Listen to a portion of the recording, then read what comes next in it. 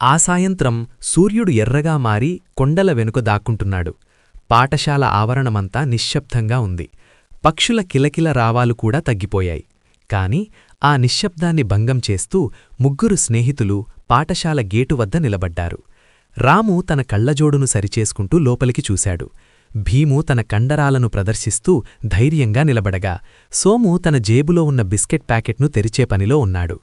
రాము, ఈ టైంలో లోపలికి వెళ్లడం అవసరమా? రేపు ఉదయం తెచ్చుకోవచ్చు కదా నా లంచ్ బాక్స్ అన్నాడు సోము భయంగా ఒక బిస్కెట్ నోట్లో వేసుకుంటూ. రాము తీవ్రంగా చూస్తూ, అందులో నీ హోంవర్క్ బుక్ కూడా ఉంది సోము. రేపు సార్కేం చెబుతావు? పైగా అది నీకు ఇష్టమైన స్టీల్ బాక్స్ కదా అన్నాడు. భీము ముందుకు అడుగువేస్తూ, రే సోము, భయమెందుకు? నేనున్నానుగా. ఏ దెయ్యం వచ్చినా దాని అడ్రస్ గాలిలో కలిసిపోయేలా కొడతాను అని గంభీరంగా అన్నాడు. సోము గట్టిగా శ్వాస తీసుకుంటూ, నీకు తెలుసా భీము, దెయ్యాలకి లావుగా ఉన్నవాళ్లంటే చాలా ఇష్టమంట. అందుకేనేం భయపడుతున్నాను అని నమిలి మింగేశాడు. వారు నెమ్మదిగా కారిడార్లోకి ప్రవేశించారు.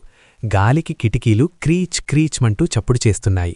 గోడలమీద పడుతున్న చెట్ల నీడలు పొడవాటి చేతులున్న రాక్షసుల్లా కనిపిస్తున్నాయి. రాము తన టార్చ్ లైట్ వేశాడు. ఆ వెలుతురులో దుమ్ము రేణువులు నాట్యం చేస్తున్నట్లు కనిపిస్తున్నాయి. చూడండి, శాస్త్రీయంగా ఆలోచిస్తే ఇక్కడ భయపడాల్సిందేమీ లేదు. ఇవన్నీ కేవలం కాంతి మరియు నీడలా ఆటలు అని రాము వివరిస్తుండగా సోము ఒక్కసారిగా ఆగిపోయాడు. ఆగు, ఆగు, అదిగో ఆ చప్పుడు విన్నారా అని సోము వణుకుతూ అడిగాడు. దూరం నుండి టక్ టక్ టక్ అని బోర్డు మీద రాస్తున్నట్లు చప్పుడు వస్తోంది. భీము కూడా కొంచెం కంగారుపడ్డాడు. రాము, ఈ టైంలో క్లాస్రూంలో ఎవరు రాస్తారు అని అడిగాడు.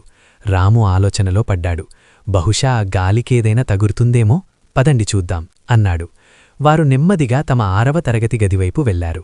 గది తలుపు సగం తెరిచి ఉంది. లోపల నుండి తెల్లటి పొగలాంటిది వస్తున్నట్లు అనిపించింది. సోము తన బిస్కెట్ ప్యాకెట్ ఖాళీ చేసి, అమ్మా, దెయ్యం వంట చేస్తోందా ఏంటి? పొగ వస్తోంది అని భీము వెనుక దాక్కున్నాడు. భీము ధైర్యం తెచ్చుకుని తలుపును గట్టిగా నెట్టాడు. తలుపు ధభీమ్మని శబ్దం చేస్తూ తెరుచుకుంది. లోపల అంతా చీకటి, కాని బోర్డు మీద ఏదో రాసి ఉన్నట్లు అనిపించింది.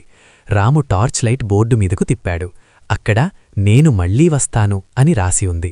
అది చూడగానే సోము కింద పడిపోయాడు. చచ్చాన్రా బాబోయ్, ఇది ఖచ్చితంగా ఆ పాత మాస్తారు దయ్యమే. ఆయనకి నేను లెక్కలు చేయలేదని కోపం అని సోము ఏడవడం మొదలుపెట్టాడు. సోము, ఏడవకు, చూడు, ఆ అక్షరాలింకా పచ్చిగానే ఉన్నాయి. ఎవరో ఇప్పుడే రాశారు అని రాము పరిశీలనగా అన్నాడు. సరిగ్గా అప్పుడే బెంచి కింద నుండి ఒక పెద్ద చప్పుడు వచ్చింది. ఖరఖరా, మ్యావ్ కాదు, అది ఏదో నములుతున్న చప్పుడు. అదిగో, దెయ్యం నా లంచ్ బాక్స్ తింటోంది అని సోము అరిచాడు. భీము ఒక కర్ర తీసుకుని ముందుకు వెళ్లాడు. ఎవరో అక్కడ, బయటికిరా, లేకపోతే ఈ భీము దెబ్బకి మాడు పగిలిపోద్ది అని అరిచాడు. మెల్లగా ఒక నల్లటి ఆకారం బెంచి కింద నుండి బయటకు వచ్చింది. ముగ్గురూ ఒక్కసారిగా వెనక్కి జంప్ చేశారు. సోము అయితే భయంతో తన చేతిలో ఉన్న మిగిలిన చిప్స్ ప్యాకెట్ను గాలిలోకి విసిరేశాడు.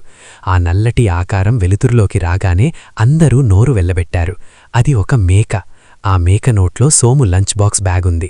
అది బ్యాగ్ని నమలడానికి ప్రయత్నిస్తోంది. బోర్డు మీద ఉన్న అక్షరాలు చూస్తే అది పక్కనే ఉన్న కిటికీ గుండా లోపలికి వచ్చినప్పుడు దాని తోక తగిలి అక్కడ ఉన్న చాక్పీస్ పొడి అలా అంటుకుపోయి వింత ఆకారాలు ఏర్పడ్డాయి. అంటే ఇది దయ్యం కాదు, మేకా అని సోము ఆశ్చర్యంగా అడిగాడు. రాము నవ్వుతూ, చూశావా సోము, భయం అనేది మన మనసులోనే ఉంటుంది. ఆ మేక ఆకలితో నీ బ్యాగ్ని తింటోంది అన్నాడు. భీము నవ్వుతూ మేకను బయటకు తోలాడు. సోము తన లంచ్ బాక్స్ తీసుకుని దుమ్ము దులుపుకున్నాడు. హమ్మయ్యా, దెయ్యం కాకపోయినా పర్లేదు కాని నా లంచ్ బాక్స్లో ఉన్న లడ్డూలు మాత్రం ఈ మేక తినేసింది. ఇదే పెద్ద హారర్ స్టోరీ అని సోము నీరసంగా అన్నాడు. ముగ్గురు నవ్వుకుంటూ చీకటి పడుతుండగా పాఠశాల నుండి బయటకు నడిచారు. సోము మాత్రం దారిలో మళ్లీ కొత్త టిప్స్ ప్యాకెట్ ఎక్కడ దొరుకుతుందా అని వెతకడం మొదలుపెట్టాడు. ఆ రాత్రి పాఠశాల గది మళ్లీ నిశ్శబ్దంలో మునిగిపోయింది. కాని ఈసారి ఆ ముగ్గురి మనసులో భయం లేదు. కేవలం ఒక తీపి జ్ఞాపకం మిగిలింది.